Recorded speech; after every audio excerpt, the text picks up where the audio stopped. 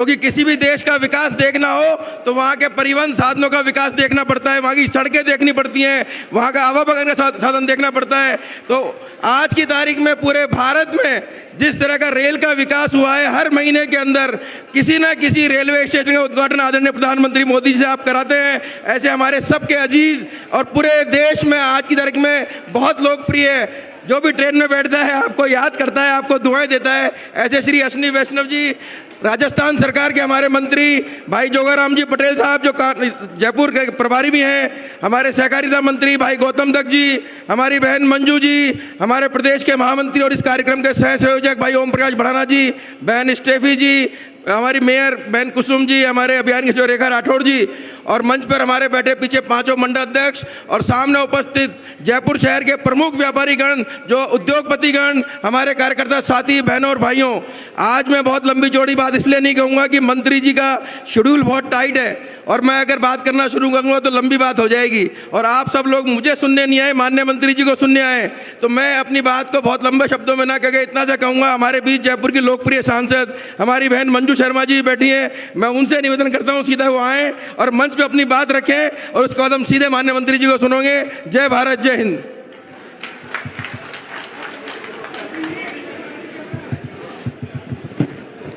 भारत माता की। अरे इतनी से में पता क्या लगेगा दिल्ली वालों को कि जयपुर वाले, और वो भी विद्याधर नगर विधानसभा। भारत माता की।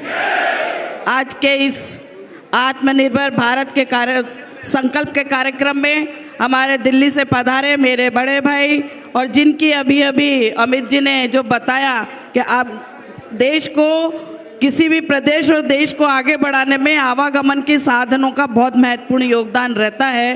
तो आपके बनने के बाद भारत ने जिस तरीके से प्रगति की है उसके लिए आपका बहुत बहुत आभार, बहुत बहुत धन्यवाद।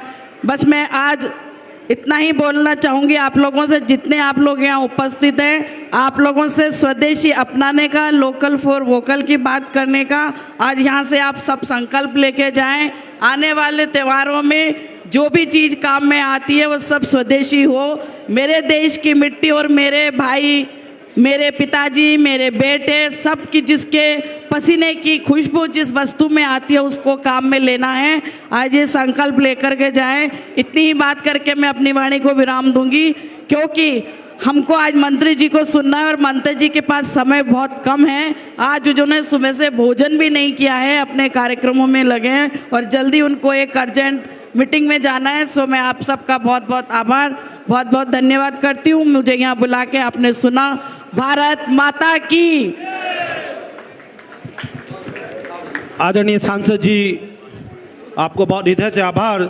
समय की उपलब्धता देखते हुए आपने विषय को बहुत ही संक्षिप्त रूप से रखा हृदय से। अब मैं भारत सरकार के उस कैबिनेट मंत्री को आमंत्रित करूंगा जिनको सुनने के लिए हम सब काफ़ी समय से इंतजार कर रहे हैं, और आत्मनिर्भर भारत के कार्यक्रम में इस जयपुर शहर में उनका आना हमारे लिए गौरवान्वित पल है। आप सब लोग तालियों से भाई साहब का स्वागत करें, और मैं आदरणीय भाई साहब को मंच पर आमंत्रित करता हूं।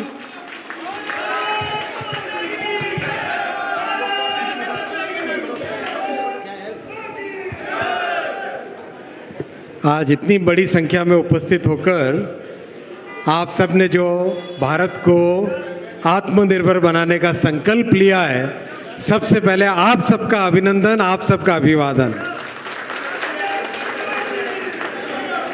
जयपुर के इस बहुत ही पवित्र और वीरों की भूमि में आप सबने स्नेह दिया, आशीर्वाद दिया और इस कार्यकर्ता को अपना भाई मानकर अपनाया, इसके लिए आपका धन्यवाद।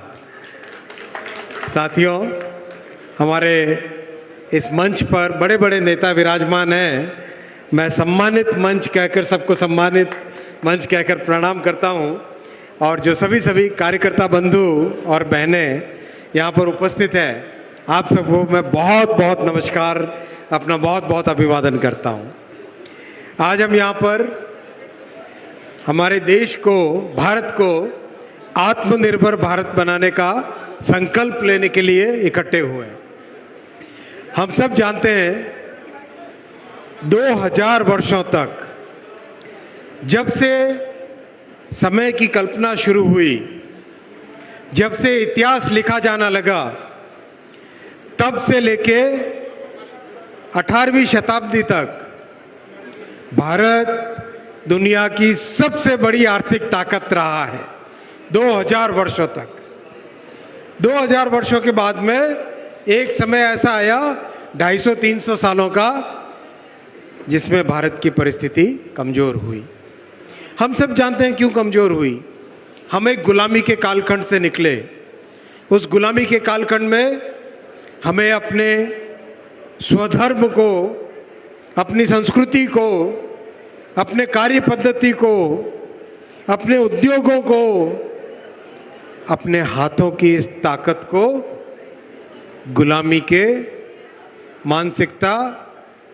की मानसिकता के कारण एक विस्मरण कर दिया गया हम सब ने। लेकिन वो समय निकल चुका है अब। 1947 में आजादी के बाद में भी, अंग्रेजों से आजादी के बाद में भी मानसिकता बदली नहीं थी। मानसिकता हमारी वैसी ही चली आ रही थी। लेकिन अब वो समय बदला जब 2014 में भारत का नेतृत्व प्रधानमंत्री श्री नरेंद्र मोदी जी ने संभाला। उन्होंने बड़ा एक निर्णय लिया कि हमें इस गुलामी की मानसिकता से बाहर आना है, और हमारी जो ताकत है, हमारा जो आत्मविश्वास है, जो 2000 वर्षों पुरानी आर्थिक शक्ति है, उस आर्थिक शक्ति को फिर से जागृत करना है और 2047 तक भारत को विकसित भारत बनाना है। ये संकल्प लिया, और इस संकल्प के पीछे जो एक बहुत ही सिस्टमेटिक तरीके से एक के बाद एक नीतियों में परिवर्तन करके जो काम किया, उसका आज हमारे सामने रिजल्ट है। मैं आपको एक छोटा सा प्रश्न पूछूंगा। 2004 में श्रद्धेय अटल जी ने देश की जिम्मेदारी कांग्रेस की सरकार को सौंपी। 2004 मैं श्रद्धेय अटल जी का सचिव था, उनके साथ काम करने का सौभाग्य मिला, उनकी सेवा करने का सौभाग्य मिला। 2004 में भारत को अगर आर्थिक शक्ति की गिनती में तोला जाए तो किस पायदान पे था भारत? 2004 में कौन से स्थान पे था? 2004 में था 10वें स्थान पे। कौन से स्थान पे था? 10वें स्थान पे। 2004 से 2014 कांग्रेस की सरकार रही। बड़े बड़े अर्थनैतिक विद्वान थे उसमें। 2004 से 14 में 10वें स्थान से कहीं तो ऊपर जाना चाहिए था।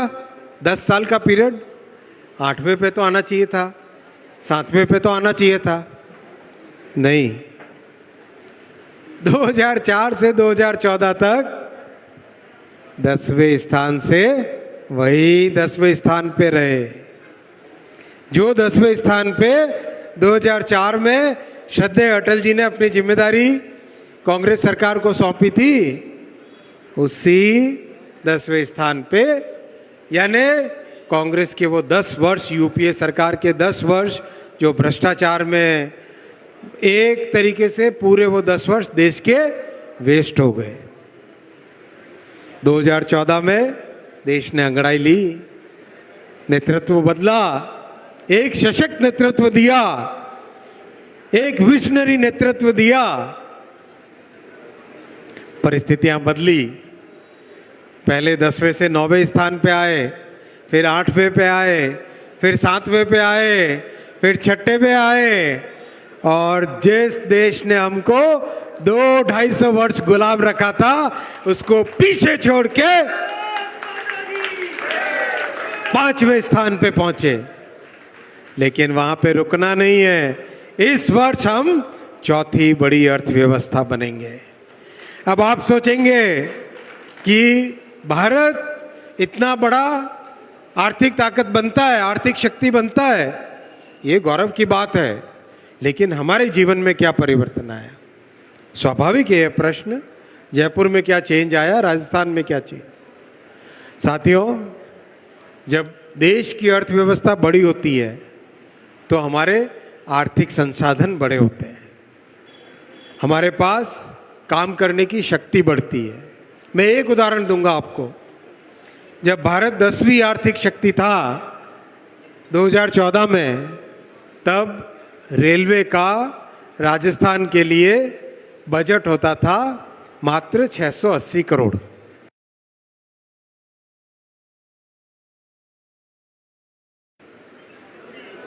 इतना बड़ा प्रदेश, बॉर्डर एरिया, सामरिक दृष्टि से महत्वपूर्ण, नौजवान, एक आर्थिक शक्ति के लिए तैयार ऐसा राज्य, और आते थे मात्र 600 करोड़। काम कैसे होगा भाई? पटरियां बिछती थी तो मतलब दादाजी के समय में काम चालू हो, पोते के समय तक काम चलता रहे, ऐसी परिस्थितियां थी कांग्रेस के राज में। समय बदला। आज मोदी जी राजस्थान के लिए कितना देते हैं बजट? 10,000 करोड़ रुपए। 10,000 करोड़ रुपए। आज राजस्थान में रेलवे के 55,000 करोड़ रुपए के प्रोजेक्ट राजस्थान में चल रहे हैं। अगर मैं आपको लिस्ट पढ़ूं जो काम हुआ इन 11 वर्षों में, लंबी लिस्ट है ये, पूरी लिस्ट 1 से लेके 20 तक, इतने सारे काम हुए इन 11 वर्षों में। जो 60 वर्षों में काम नहीं हुए, उससे ज्यादा काम 11 वर्षों में हुए। आज राजस्थान के 85 स्टेशंस का नव निर्माण किया जा रहा है। जयपुर जंक्शन का काम देखा है? कितने लोगों ने जयपुर जंक्शन का काम देखा? अरे बाप रे, सभी ने करीब करीब। कैसा लग रहा है भाई काम? मजा आ रहा है। जयपुर की मिट्टी की मिठास, जयपुर का स्थापत्य और हमारा सौंदर्य, हमारा कल्चर, वो सब स्टेशन में समावेश हुआ है। और वो इसलिए संभव हो पा रहा है क्योंकि मोदी जी ने भारत को आत्मनिर्भर बनाने का संकल्प लिया है, आर्थिक शक्ति बनाने का संकल्प लिया है। और उस आर्थिक शक्ति के कारण देश में हर जगह नए रेलवे स्टेशन, नए हाईवे, नई पटरियां, नए एयरपोर्ट, सब के सब पूरे देश में बन रहे हैं। वंदे भारत में कितने लोग बैठे हो? बहुत लोग बैठे हो यहाँ पे। अनुभव कैसा है? अच्छा है। अभी जापान के रेलवे मिनिस्टर आए थे, भारत आए थे जापान के रेलवे मिनिस्टर। सूरत से मुंबई तक मैं उनको लेके गया वंदे भारत में। मैंने कहा ले जाना चाहिए भाई, जापान में बुलेट है तो अपने यहाँ वंदे भारत तो है ही है, बैठाना चाहिए। बैठाया उनको। बैठते ही अंदर सबसे पहले उन्होंने ऊपर जो लाइट है ना, लाइट को टच करके देखा, टच बटन है, कोई ऐसा स्विच नहीं है। अरे हमारे यहाँ बुलेट में तो ऐसा टच बटन नहीं है। फिर बाद में जो कांच के शीशे पे जो पर्दा है उसको ऊपर नीचे करके देखा, अरे हमारे यहाँ तो बुलेट ट्रेन में ऐसा नहीं है। और उसके बाद में जब गाड़ी चली तो एकदम स्मूथ। तो मैंने पानी का ग्लास, मैंने कहा चलिए मंत्री जी वाटर टेस्ट करते हैं। वाटर टेस्ट क्या होता है? मैंने पानी का ग्लास एक ऐसे उनके टेबल पे रख दिया, पानी हिले नहीं और गाड़ी के अंदर बिल्कुल नॉइज नहीं, कोई वाइब्रेशन नहीं। बड़े आश्चर्यचकित हुए। फिर मैंने कहा चलिए ड्राइवर के कैबिन में चलते हैं। ड्राइवर के कैबिन में गए। ड्राइवर के कैबिन में गाड़ी जब चलती है तो उसका एक अनुभव आता है। तो मैंने कहा यहाँ भी मंत्री जी वही वाटर टेस्ट करते हैं, यहाँ भी वही पानी की ग्लास, नहीं नहीं ऐसे मत रखो नीचे गिर जाएगी। मैंने कहा रुको देखते हैं ना। और मैंने पानी की ग्लास ड्राइवर के कैबिन के ऊपर ऐसे ही रख दी। पानी का ग्लास कहीं नहीं हिला, बिल्कुल नहीं हिला, पानी कहीं नहीं हिला। पानी तो नहीं हिला, लेकिन ये वंदे भारत की बात दुनिया को हिला रही है अब। और ये आत्मनिर्भर भारत की सबसे एक अच्छी निशानी है। जब मोदी जी ने कहा कि हमें वर्ल्ड क्लास गाड़ी बनानी है, तो सब लोग सोचते थे चलो जर्मनी जाएं, जापान जाएं। नहीं, भारत में ही बनानी है, अपने इंजीनियर डिजाइन करेंगे। किया डिजाइन, बनाई गाड़ी, और एक विश्व के स्तर की गाड़ी बनी। वैसे ही अमृत भारत, वैसे ही नमो भारत, एक के बाद एक नए तरह की गाड़ियां आत्मनिर्भर भारत के संकल्प में बन रही है। आप सबके हाथ में मोबाइल फोन है मोबाइल फोन। भाई 10 साल पहले ये मोबाइल फोन कहाँ बनते थे? बाहर से लाने पड़ते थे। आज 99% मोबाइल फोन जो आपके हाथ में है, मेरे हाथ में है, ये एप्पल का फोन, ये सब भारत के बने हुए हैं, ये सब भारत में बन रहे हैं। और अब तो इसके अंदर के कंपोनेंट, एक एक कंपोनेंट भारत में बनाने का संकल्प हाथ में लिया है। मतलब देश में जो भी काम में आने वाली चीजें हो, उनको एक एक करके भारत में निर्माण करें। भारत में उसका रोजगार पैदा होगा, भारत में उसके कारण हमारे नौजवानों के लिए नई अपॉर्चुनिटीज बनेगी। और 2047 का जो संकल्प है, 2047 तक विकसित भारत बनाने का। अच्छा आप बताओ, 75 साल हुए भारत को आजाद हुए, कभी किसी ने विकसित भारत बनाने का संकल्प लिया था? जब संकल्प ही नहीं हो, जब गोल ही नहीं था, तो कैसे आगे बढ़ते? स्वाभाविक है, जब सामने एक गोल है, एक संकल्प है, सभी के सभी ताकत लगा के उस संकल्प की तरफ आगे बढ़ते हैं, तो वो गोल भी पक्का अचीव होता ही होता है। तो ये हमारे निर्णायक नेतृत्व की ताकत है। इसीलिए जब देश की अर्थव्यवस्था पहले से बेहतर हुई, तो देखो सबसे पहले मध्यम वर्ग के लिए 12 लाख रुपए तक कोई इनकम टैक्स नहीं। 12 लाख रुपए तक, मतलब हर बजट में सोचते थे कि यार 10,000 25,000 का एक्स्ट्रा इनकम टैक्स रिबेट मिल जाए तो बड़ी बात होती है। मोदी जी ने जैसे ही देश की अर्थव्यवस्था लाइन पे आई, सीधा 12 लाख रुपए तक की छूट कर दी। और जैसे ही और इम्प्रूवमेंट हुआ, जीएसटी में कितनी बड़ी छूट की है, लाभ मिल रहा है सबको। जीएसटी में बेनिफिट हुआ ना, एक एक जन जन को उसका लाभ मिल रहा है। ये ताकत है एक अच्छे निर्णायक नेतृत्व की, ये ताकत है भविष्य में आगे बढ़ने की, बहुत संकल्प की शक्ति के साथ काम करने की। और अब मैं 2 बातें जयपुर की करूंगा। एक तो इलेक्ट्रॉनिक्स मैन्युफैक्चरिंग इतना तेजी से आगे बढ़ रहा है कि जयपुर को भी उसमें लाभ लेना चाहिए। तो आज एक निर्णय लिया है, कुछ दिनों पहले लघु उद्योग भारती के कार्यक्रम में आने का मौका मिला था, तो लघु उद्योग भारती के साथ मिलकर 5,000 नवयुवकों को इलेक्ट्रॉनिक्स मैन्युफैक्चरिंग की ट्रेनिंग दी जाएगी।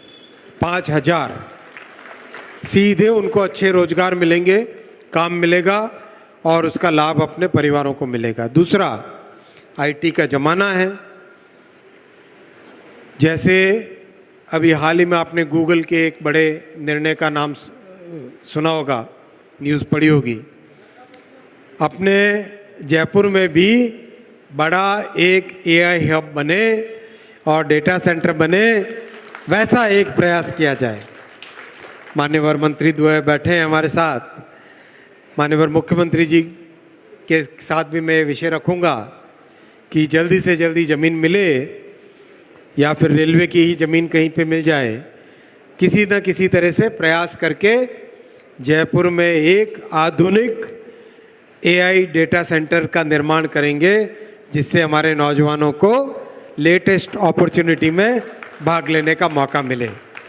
साथियों, आज इस आत्मनिर्भर भारत में आने के और आने के साथ साथ संकल्प लेने के लिए आप सबका बहुत बहुत धन्यवाद।